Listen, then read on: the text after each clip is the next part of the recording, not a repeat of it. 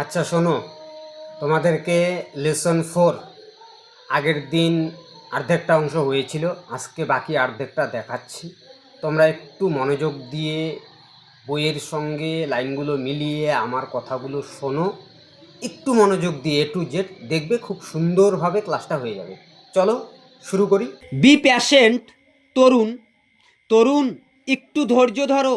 Late me finish the whole story. আমাকে সমস্ত গল্পটা শেষ করতে দাও। Said his grandfather. তার ঠাকুরদাদা বলল। তার ঠাকুরদাদা মানে হচ্ছে তরুণের ঠাকুরদাদা তরুণকে বলছে। অলরাইট সেইট তরুণ। এবার তরুণ বলল সব ঠিক আছে। His grandfather continued with the story. তার ঠাকুরদাদা অনবরত গল্পটা বলতে লাগলো। প্রিন্স খুররম ওয়াজ letter known as Shahjahan. Prince Khurram পরবর্তীকালে পরিচিত হলেন শাহজাহান নামে। He became the emperor in the year 1628। Emperor কথার অর্থ হচ্ছে সম্রাট। 1628 খ্রিস্টাব্দে তিনি সম্রাট হয়ে এলেন। Arjumand Banu Begum was later renamed as Mumtaz Mahal বা মুমতাজ মহল।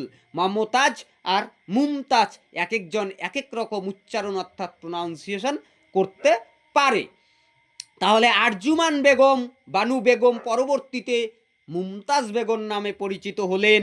আমি প্রথম দিকে গল্পটা যখন তোমাদেরকে বলছিলাম তখন বলেছিলাম যে প্রিন্স খুররমি হবে শাহজাহান আর আরজুমান বেগম হবে মুমতাজ বেগম। আর এখানে আমাদের বলছে মুমতাজ মহল। But what does the name of Mumtaz Mahal mean? Ask Tarun.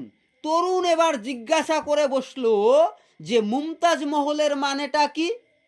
It means the brightest Crohn of the world. এটার মানে হচ্ছে উজ্জ্বল মুকুট, পৃথিবীর মধ্যে সবচাইতে উজ্জ্বল মুকুট। তোমাদের ছোট্ট একটা কথা বলে রাখি, ব্রাইট কথার অর্থ হচ্ছে উজ্জ্বল, আর ব্রাইটেস্ট কথার অর্থ হচ্ছে সবচাইতে উজ্জ্বল। আর যার জন্য এই যে ব্রাইট, ব্রাইটার, ব্রাইটেস্ট তিনটা ডিগ্রি হয়, পজিটিভ, কম্পারেটিভ, সুপারলেটিভ।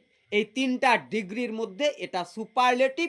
মনে রাখবে সুপারলেটিভ ডিগ্রির আগে সব সময়ের জন্য দা বসাতে হয়। Answered his grandfather. তার ঠাকুরদাদা উত্তর দিল। তার ঠাকুরদাদা কি উত্তর দিয়েছিল? যে পৃথিবীর উজ্জ্বলতম মুকুট। কি এটা? মুমতাজ মহলের মানে আমাদের প্রশ্ন আসতেই পারে। Then he continued with his tale. আবার গল্পটা চালাতে লাগলো। When Mumtaz would not marry sorry when Mumtaz was no on her death bed. When Mumtaz was on her death bed. যখন মমতাজ তার মৃত্যু শয্যায়, Shahjahan promised her that. Shahjahan প্রতিজ্ঞা করলো সে উড নট মেরি অ্যাগেইন, সে আর বিয়ে করবে না। হি অলসো প্রমিস, সে আরো প্রতিজ্ঞা করলো তার কাছে that he would build the most beautiful mausoleum over her grave. তার মানে কবরের উপর, তার মৃতদেহটা যেখানে রাখা হয়, মুসলিমরা কবর দেয়, আমরা হিন্দুরা যারা আছি তারা পুড়িয়ে ফেলি, তো সেই মৃত্যু কবরের উপর মুসলিম, ওই মৃত্যুর কবরের উপর যে ঘর তৈরি করে দেওয়া হয়, আমরা ছোট ছোট দেখি না, এটাকে বলে সমাধি তৈরি করবে, এটাও প্রতিজ্ঞা করলো। হোয়াট ইজ এ মুসলিম? এবার তরুণের প্রশ্ন, মুসলিম কি? আজ তরুণ ইন সারপ্রাইজ, অবাক হয়ে তরুণ জিজ্ঞাসা করলো, oh, a mausoleum is a building build to house the dead. তাহলে মুসলিম হলো স্মৃতি সমাধি, মৃত্যু হওয়ার পর তাকে যেখানে রাখা হয় সেখানে তৈরি করে দেওয়া হয়। আমাদের শ্মশান ওদের কবরস্থান। তার ঠাকুরদাদা এই কথাটা বললো।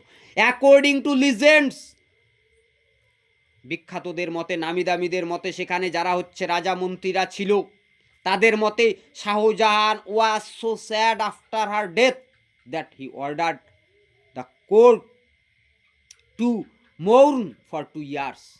এবার তিনি নির্দেশ দিলেন, অর্ডার করলেন কি, ওই রাজসভা বসাতে হবে 2 বৎসরের জন্য।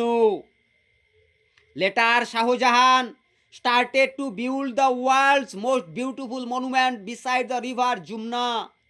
দেখো যমুনা বানান YAMUNA, ইয়ামুনা, মানে এটাই যমুনা। এগুলো উচ্চারণ কিছু ইংরেজির ক্ষেত্রে ডিফারেন্স আছে, এগুলো আমাদের মাঝে মাঝে মাথায় রাখতে হবে। In memory for his beloved wife, তার প্রিয়তমা স্ত্রী, ভালোবাসার প্রেমিক প্রেমিকা, যাই বলি, যেভাবেই বলি না কেন, তার স্মৃতি তৈরি করলেন। ইট টুক 22 ইয়ার্স, 22টা বছর নিল।